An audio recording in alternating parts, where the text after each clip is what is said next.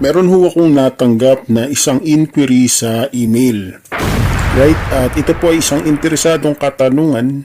At ang katanungan po ng ating brother is that, Coach, ano ang mas ideal? Ang bumuo ng career sa corporate o sa company o ang maging negosyante at maging businessman? Kasi nga po, ito po yung talaga namang surefire sa pag-asenso at pagyaman. Okay? Kanya lang, ayaw po niya ipabanggit yung pangalan niya. So, wala po tayong magagawa. So, we're going to keep this in privacy. Alright? Okay. Isang magandang araw na naman, Red Pill Community. Welcome once again to another episode of the Red Pill PH TikTok Podcast. Kung gusto mo mga itong nakapanahong topic, huwag na magalinlangan na pakishare na yan. Pakifollow kami at pakibisita ang aming YouTube channel. Meron mo kaming the YouTube channel na The Red Pill PH. Like, share, and subscribe. Without any further ado, tara na po, umpisahan na natin to.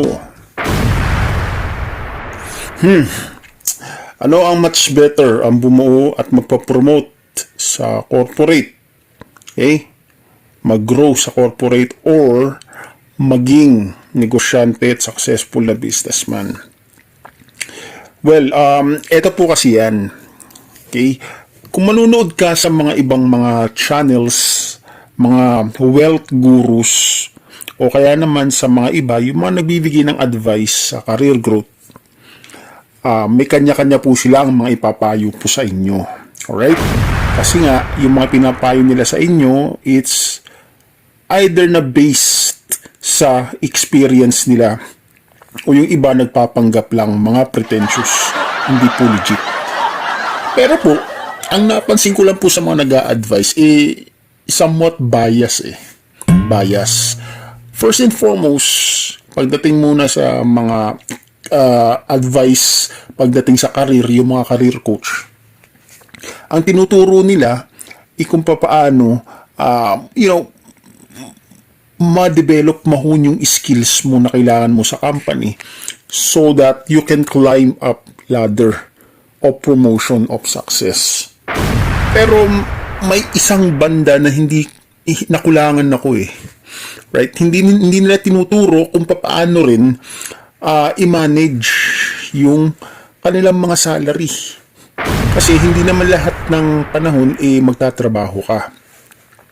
At hindi rin advisable na aasa ka sa pension kasi nga matagal yan makuha. Alam natin yan. Pahirapan yan. Kung ayaw mo niwala, tanungin nyo yung mga tatay yung mga pensionado na. So, sila, pinapanatili lang nila yung kanilang mga viewers sa mentality ng employee, right? So that means active income ka. Kung hindi ka magtatrabaho, wala kang kikitain. No work, no pay pa rin yan. Right? Well, pagdating naman sa wealth, sa mga wealth guru, ang napansin ko lang is that bias po sa kanila kasi nga po, negosyante sila. So, ang negosyo nila is magbigay ng mga coaching seminars kung paano mo kuha yung kanilang blueprint kung paano sila naging milyonaryo, bilyonaryo. Right? Pero po, napaka-risky niya lalo kung ang mga students o viewers wala talagang experience sa pagninegosyo. Okay? Sinasabi ko po to, hindi po ako nang babara. Dahil nga negosyante din naman ako, may mga business po ako. At the same time, minsan din naman ako naging empleyado, nasa management position po ako dati. Nung nagtatrabaho po ako sa company, ang pinakamataas ko pong naabot is naging kabilang ako sa isa sa mga board of director ng company. Dati po na nagtatrabaho pa ako. Ngayon po ay isa na po entrepreneur. Right?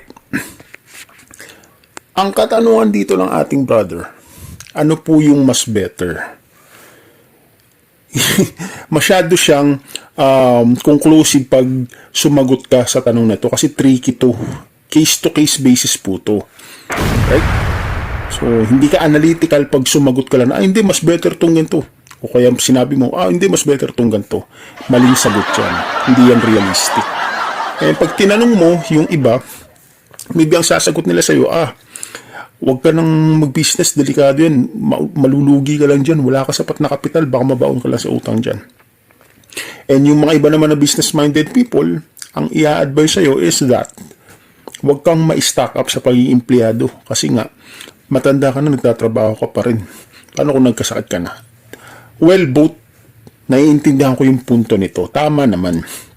However, kapag ako na ang tinanong mo kung unbiased, transparent lang pag-uusapan, walang kinikilingan, isa lang ang mapapayo ko, lalo sa mga kabataan na nag-iisip na ng mga ganito. Okay? Hindi yung paulit-ulit at recycle na payo, kundi ito lang yung mapapayo ko. Ikaw man empleyado ngayon, o ikaw man ay nagne-negosyo, sit back, relax, take time to reflect. Pakiramdaman mo kung nasaan ka talaga. Okay? Kapag matagal ka na sa corporate, sa trabaho, ito ang mga titignan mo.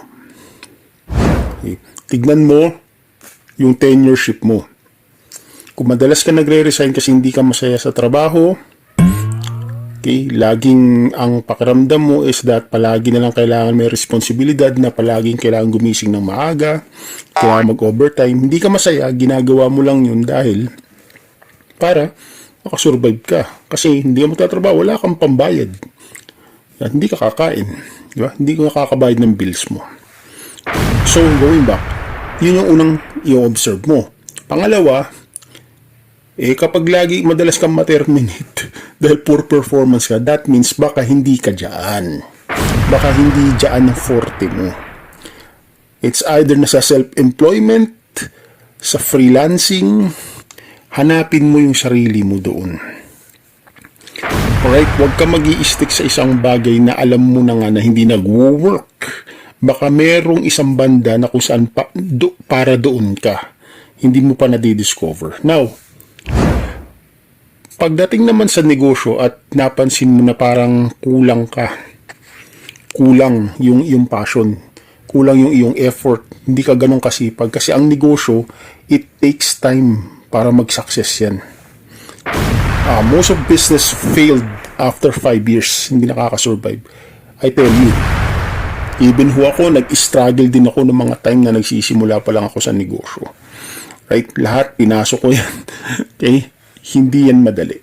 Now, kung hindi mo kaya na, to get your hands dirty, na ikaw yung magtatrabaho ng lahat, lalo pag nagsisimula ka pa lang na magnegosyo, pag tinatamad ka, ayaw mo i-extend yung effort mo na magpuyat ka para lang paandarin yung negosyo mo, ayaw mo rin na tinatamad ka na makipag-interact at makipag-negotiate sa mga potential customer. Gusto mong palagi na ipagawain sa mga tao mo. Kapag nararamdaman mo, in other words, na wala doon ang puso't passion mo sa pagninegosyo, hanapin mo yung sarili mo. Hindi kaya ipang ano ka talaga, pang empleyado ka, o hindi, o kaya naman pang self-employed ka, pang freelancer ka, pang sideline ka, o pang specialist. Ayun yun. Hanapin mo kung saan mo nakukuha yung buwelo mo, kung saan ka nag-i-excel.